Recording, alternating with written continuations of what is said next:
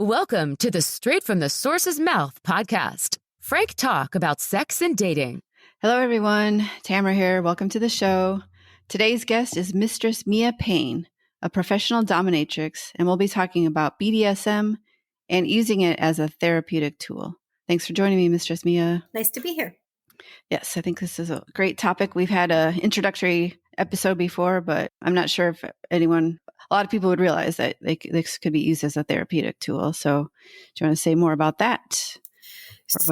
Sure. So people come to me who are working through trauma. Either a lot of it tends to be for women, sexual trauma, sometimes abuse trauma where they feel disempowered. People come to me when they want to experience rites of passage and they would like to help create their rite of passage.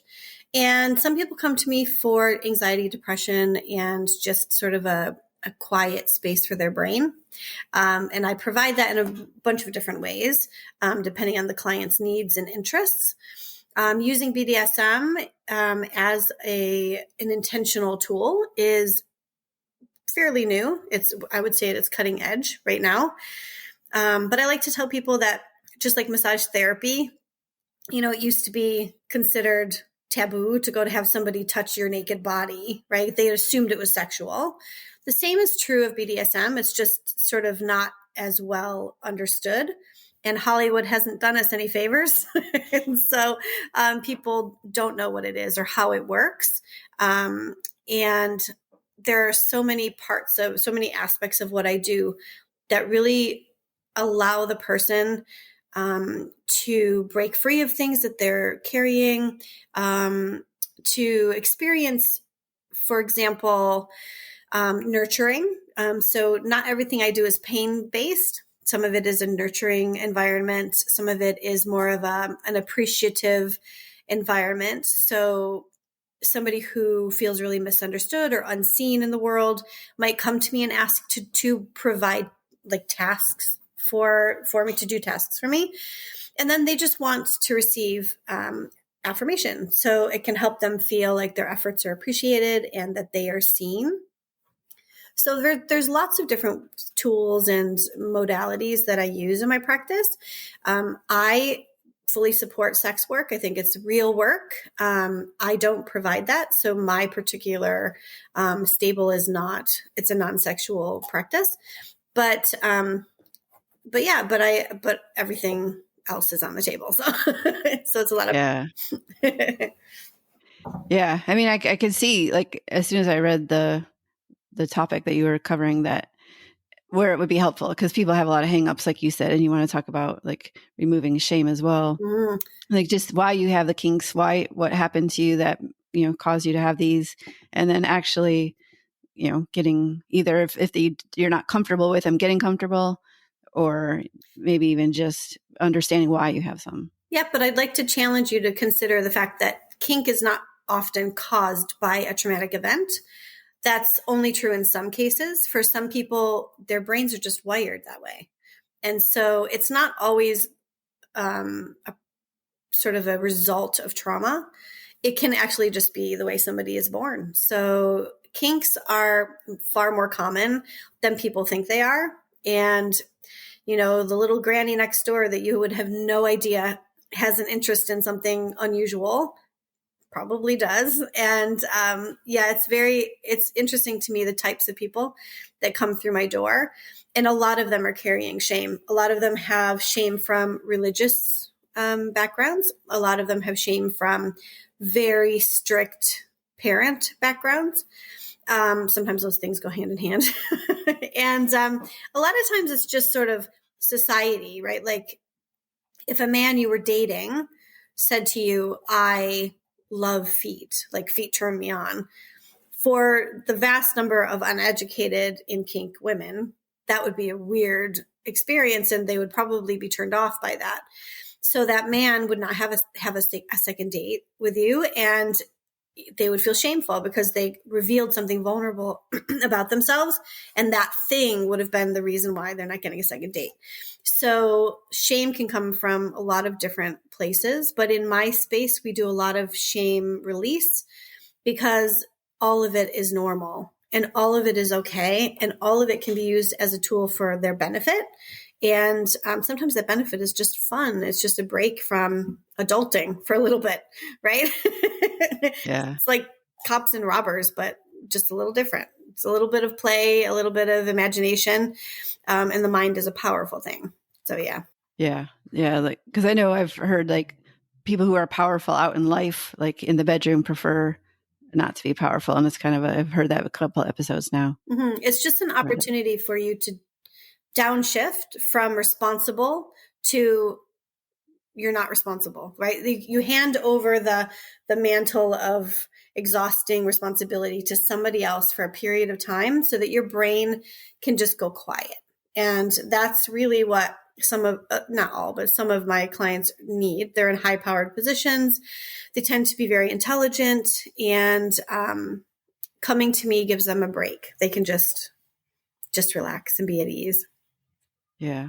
And then, so BDSM specifically, like what kind of examples or modalities, or like you mentioned, there's a lot, but like a couple of examples or. So in my practice, I do a wide variety of things.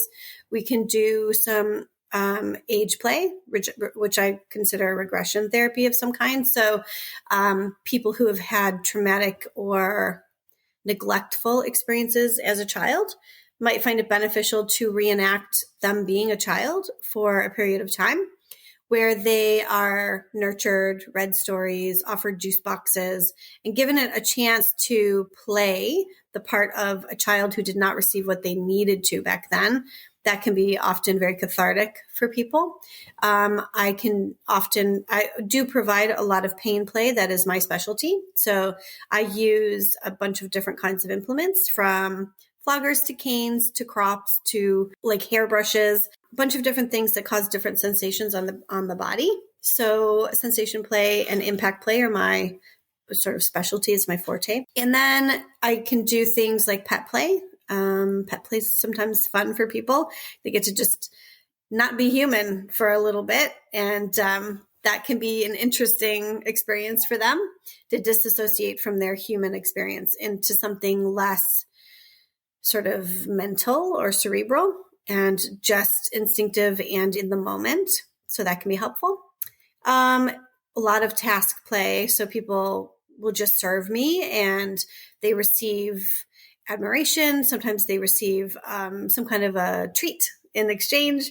So again, there's so many different things. Bondage. I do a lot of shibari, a lot of different bondage activities to help people calm their nervous system with deep pressure therapy.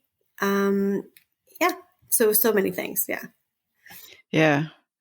And is it usually a short-term thing or a long-term thing, or like once you find out they have more stuff like underneath, or like how does?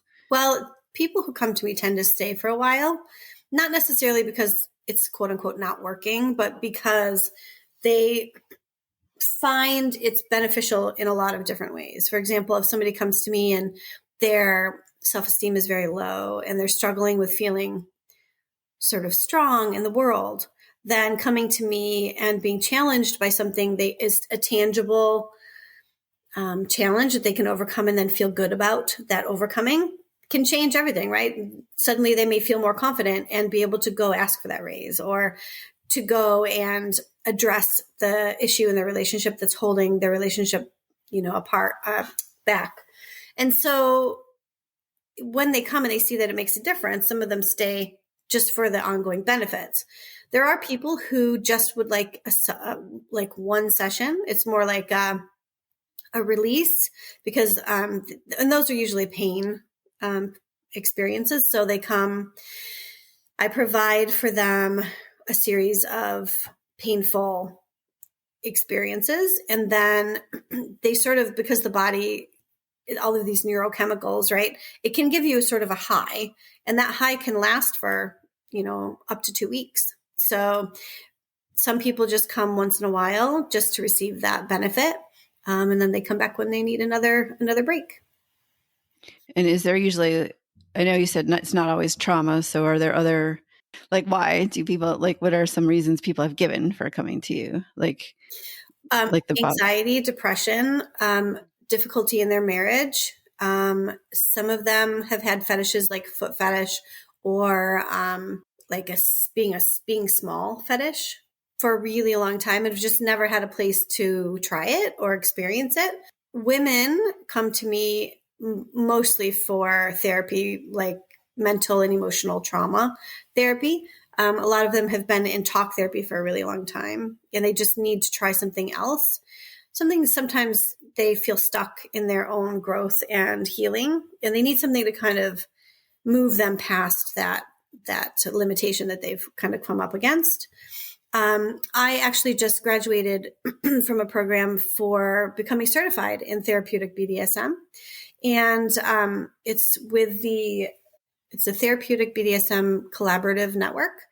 So essentially this program is brand new. And what it does is pair a therapist, either a sex therapist or a regular therapist, with a pro practitioner who is also certified in therapeutic BDSM. And together they create a program or scene to help the client to move past wherever they're stuck, which is really exciting. It's nice to see that this sort of new way of doing things there's a method for it. So it's exciting. Yeah. And they do say that, the body keeps the score is one book that I've mentioned a few times, that you keep your trauma somewhere in your body. So I can see where this, well, and trauma, obviously, like emotions are stored in fascia. So whatever you're doing to that space between your layer and your muscles, your skin and your muscles, a layer, whatever you're doing to it will activate whatever trauma or emotional trauma is left, right? So whether you're going to a massage therapist, whether you're going to a somatic practitioner, whether you are, going somewhere to be cupped, coming to somebody like me who will activate those parts of your body, you're bound to find something to process and release, which is exciting because at the end of a session, you feel like you've done some good work for yourself and you're moving in the right direction. Yeah. And I can see where it's also more passive too. Well, depending, I guess, on tasks, it wouldn't be passive, but as far as the bondage side of it would be, you're kind of like forced to release, in a way where you wouldn't be able to like let yourself go. Is that a thing? Or so we don't ever force somebody to release, but we do force with their consent for them to be still. And being still is an activity that we don't do well in this country or this culture, I guess. We like to always be busy, distracted. When we feel something, we grab our phone and we just scroll. And so when you're unable to distract yourself from your mind because you're tied up and you cannot do anything else, sometimes that can bring stuff up. And if you're ready to deal with it, you will. So, yeah. Okay. Yeah. Yeah. I'm someone like a lot of people have said there's probably something there and I just don't really let myself go. I don't busy myself necessarily, but I also don't feel my body as much. And I've mentioned that in several episodes, but yeah. So no. And every time I interview someone, I'm like, oh, I need to try this. Yeah. Have you ever done this kind of experience? Have you ever had it? I had it. Yeah. I had one experience with someone who was, into BDSM. So I met him at a FetLife thing and I was trying it out to see, and I did enjoy it, but it was more, a sexual thing than it was anything therapeutic. Sure. But and then were you on the receiving end? So were you submissive? Okay. Yeah. Yeah. And did anything come up for you during that process, or was it just primarily an erotic experience? Yeah, definitely more the latter, the erotic thing. So that's what I mean. Like I probably could even like block stuff out like that and just have the the sensual side of it. Okay, interesting. But yeah. So maybe I'll have to talk after. Sure, happy to help. But speaking of which, if someone did want to work with you, how can they reach you, and where can they find you? So they can go to Payne with Purpose, and it's spelled PAYNE. withpurpose.com. That's my self-development dungeon site, and you can connect with me there. You can message me. There's a little window to the lower right, and you could just send me a message. Those messages go directly to my email, and nobody else reads them, so you don't have to worry about privacy. And then there's, my services are listed. There's some information about me on the website, so you can know who I am. Some pictures of some things I've participated in. So if you looking me up there is probably the most helpful. You can also find Mistress Mia Payne, Payne, on social medias like Instagram and Facebook. I think Facebook has Pain with Purpose is my title there. It's a brand new group, so I'm hoping to do some more things with Q&A there. So yeah, so that's the best way to reach me. I'm in Ontario, Canada, so I'm east of Toronto. I can travel to some degree, but I, at the moment, will not travel into the US. So anybody who wants to come up to Canada can certainly do that. We can meet I can bring all of my tools and things, and we can set up in a hotel room. Those are out calls, and I've done them often. And then you can always travel to me, and it's a beautiful town. You can get an Airbnb and have a whole weekend of care in this way. So yeah, so there's lots of experiences that we can share together regardless of where you are. Oh, and I also teach. So if you're an individual or a couple who would like to learn more about it, how to do it safely, what are some things and tips and tricks, I can also provide that as an option. Awesome. Okay. Thank you. And then I know we mentioned shame a little bit. Did you want to talk more about it, or did you feel like we covered that well enough? Or Well, I think it's important to remember when we're talking about shame that it's actually a debilitating emotion. And shame is the thing, I think I would say, in my opinion, that will stop growth and you reaching your potential faster than anything else. I think that, we can blame a lot of our lack of success or whatever. We can find things to blame it on. But if you really take time to look below it, a lot of times there's a shame sort of ribbon that runs through everything. And when you learn how to set yourself free from shame, it changes the game, because the world opens up in a way that you haven't had access to it before. And when we fully accept ourselves in all of our parts, shadow and light, then we can fully accept other people. And until we can do that, we tend to be more judgmental. We tend to be more closed off to deep intimacy. And it all starts with us. And so shame is really important to face and to process and remove. And I know obviously you do it through BDSM as well, but like, is there more to say about how you would do that, or is that for someone to figure out once they? It's so individually customized that it's not like it's not specific. It's not like a thing I can say I will do every time. So it doesn't really help to give an example. Every person is different. I do a lot of intuitive reading. So when I meet with a person to discuss and receive consent and to find what their limits are and express my limits, that's where I learn how they tick. I'm able to kind of read somebody pretty quickly and know what activities, what experiences are going to help bring them to where they need to be the most efficiently. And I find too that trying to sort of give an outline of how to help somebody heal is kind of irresponsible, because you're essentially cookie cuttering an experience that can't be cookie cuttered. Like, there's so many variables, and it just makes it seem like you know something you don't, and you don't know until you meet the person. So yeah, I don't do that. Yeah, no, I could see that. Yeah. Yeah. Are there any, I know you said you can't really give examples, or you could, but it's so cookie cutter that what would be the point? Yeah. But do you have any either closing comments or more you would like to say to make sure people get this concept? So I would just say that anytime that we're doing something with the body, there's an opportunity for healing, something that's not physical. And BDSM is no exception. It depends on the person who is doing the activity for you and with you. They need to be skilled. They need to understand the importance and the depth of what they're doing. This work isn't likely to happen just in a random play date. It would have to be with somebody you trust, somebody that is either trained or you have built a rapport with, because our nervous systems don't really let us become that vulnerable with people that we don't know well, or we can't reasonably trust their credentials.